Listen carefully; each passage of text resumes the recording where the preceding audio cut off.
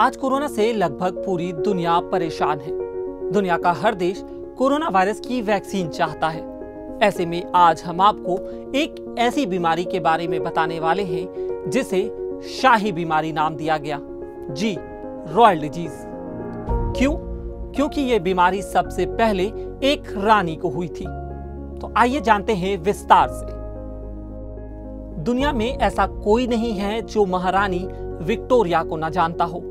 Britain की महारानी, जिसने दुनिया के 1/4 हिस्से लगभग 40 करोड़ से भी ज्यादा लोगों पर राज किया। उनके शासनकाल में ही ब्रिटेन एक विश्व शक्ति के रूप में उभरा। इन सब के बावजूद महारानी विक्टोरिया को एक और वजह से भी जाना जाता है, और वो वजह है एक जानलेवा बीमारी। जी, रॉयल डिजीज। कहते हैं कि महारानी विक्टोरिया इस बीमारी की पहली शिकार थी और इसके बाद ही इस बीमारी को शाही बीमारी कहा जाने लगा। दरअसल में महारानी विक्टोरिया हीमोफीलिया का शिकार थी। इसके बारे में तब पता चला जब ब्रिटिश शाही परिवार के सदस्य एक के बाद एक इस बीमारी की चपेट में आने लगे।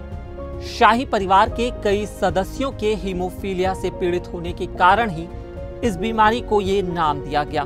महारानी विक्टोरिया की 2 बेटियों और एक बेटे को यह बीमारी हो गई। इसकी वजह से ही उनके बेटे प्रिंस लियोपोल्ड की मौत एक दुर्घटना के बाद रक्तस्राव से हुई, जब वो महज 30 साल की थी।